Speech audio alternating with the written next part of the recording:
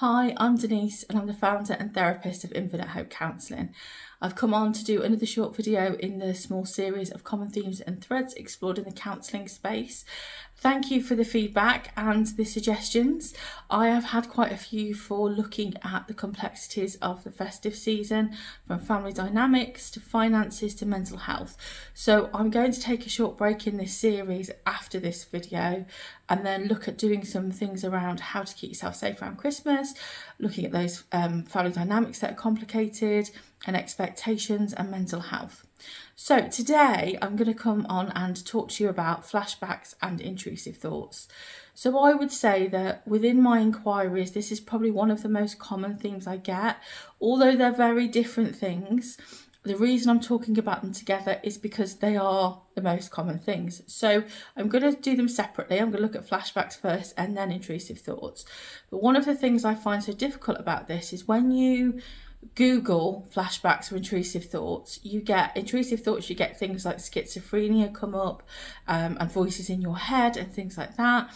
And when you Google flashbacks, a lot comes up about veterans and PTSD. So just wanted to really touch on the fact that I'm not saying that veterans who very much are affected by PTSD don't have flashbacks or intrusive thoughts, but I'm saying that they're more common with trauma. So I'm going to separate the two. We're going to look at flashbacks first.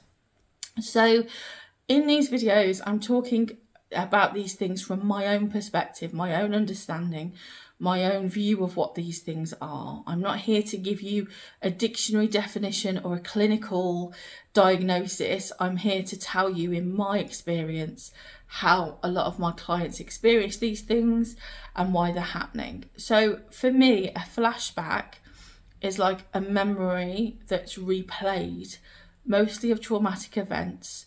Now, it can be viewed as a film, like you're watching it on the outside, or it can feel like you're right back in that situation.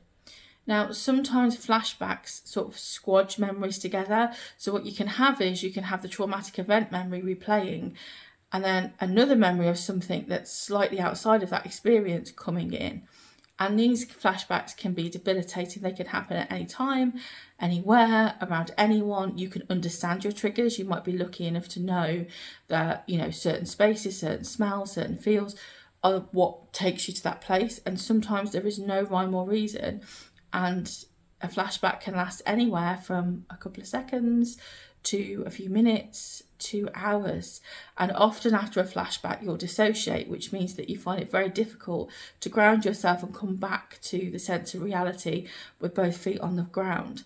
This is complicated because what this can often mean is that you've seen the memory, you're trying to process it, but then life in general is happening around you. So you need to try and get yourself back into that space where you can function normally.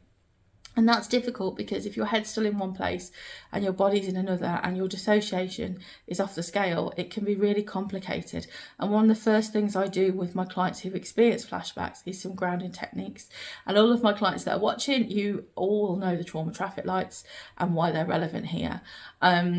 Importantly, to say that these flashbacks can happen years after events. I've worked with clients who experience them very quickly afterwards, some who haven't experienced anything for 20 plus years and then suddenly hit by flashbacks. There is no kind of logic behind when they occur. Yes, there are some triggers that might, make those things happen. But in my experience, most of the time they happen when you're in an environment where you are quite safe because you can see these. And also, I've had people have flashbacks of abuse that's been kind of buried or hidden. And of course, it's devastating to have these flashbacks and think, is this real? Did this happen to me? I'm not sure. Also, I get the frustration of clients who are like, I can only remember these shards of it. I can't remember the whole event. Will that change as my flashbacks continue? And that's, something I can't always answer. Sometimes you're never going to have a linear picture of the abuse or the trauma you suffered because your brain shows you part and you've had to survive it. So sometimes if that memory is too painful, we sort of bury it so we can continue. And often with flashbacks, what people want to know is that they're absolutely normal. You don't have to have served in a war to have a flashback. That might be you, and equally you are obviously going to have flashbacks, and that's okay. You deserve help and support too. But I think we have to be so careful. in recent years, I've seen so many clients who are experiencing post-traumatic stress symptoms. Some people I see have complex PTSD, which is very different. But when we talk about it and when they gain diagnosis, often they say, I didn't think I could have that. I thought it was only soldiers that got that. And I'm not trying to do down anything soldiers go through, because my gosh, don't they deserve mental health support. And I've certainly worked with some serving people before who have actually, come on leaps and bounds and been able to work through and process their trauma. But I'm saying that it's more than that. We have to stop narrowing the view of post-traumatic stress. So flashbacks are something that we can work on grounding techniques for, we can explore together the roots of, and we can do that alongside processing your trauma in a safe space.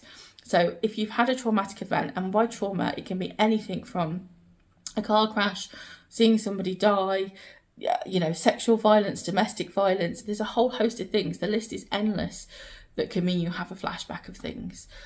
Sometimes we have what we call somatic flashbacks, and somatic just means in your body. So it's not that your brain's showing you the pictures, but actually your body's feeling things. And this is quite common when people have experienced sexual violence and are intimate with a partner.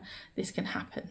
So if you are having flashbacks and you're struggling and you can't recall the trauma, or you can recall the trauma, or you feel like you've processed the trauma, please reach out for help and support. There is so much available. Obviously, if anyone wants to ask any questions or know where they can get help, if they are interested in coming for therapy, please reach out and I will try and support you either to see myself or someone else, and we can find the right organisation for you.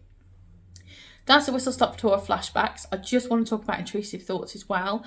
So intrusive thoughts can be the most awful thing to sit with.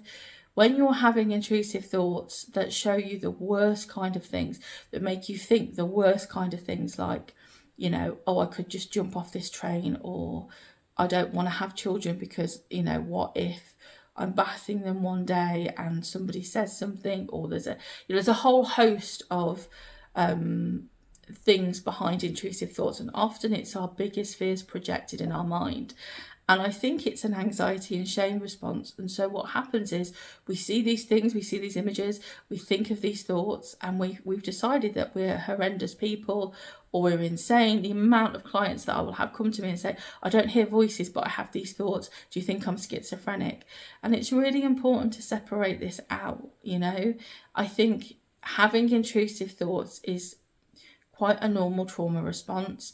I think, especially if you're scared of replicating the trauma you've experienced. So I've worked with quite a few people who are expecting children, or have very young children who've been through abuse themselves, and will say, I'm just so scared, I'm having these thoughts that I'm going to hurt this child, I would never act on it. And obviously part of my job as a therapist is to scale that and work with it. So if ever I thought there was an inkling of someone getting hurt, I'm not sitting here and saying I would do nothing about it. But it's really important to really drill down and separate out what is a thought, what is this projection, and what's it doing, versus someone who's actually going to harm somebody.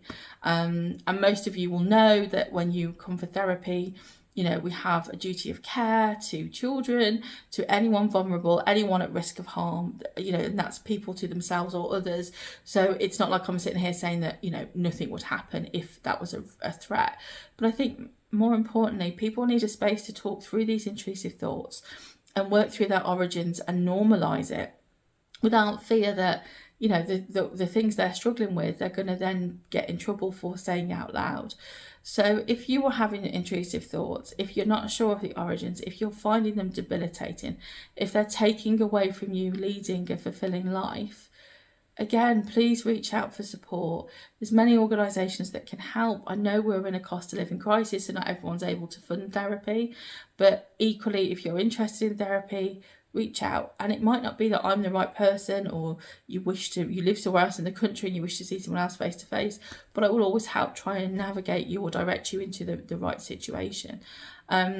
I really don't feel like I've done either flashbacks or intrusive thoughts justice in this very short video, but I think it's really important that we normalise both, and that if you know someone who's struggling with these things, you don't kind of overreact to what they're sharing, because actually sometimes they just need someone to hear them and to normalise it, and to recognise that they're not going to do these things.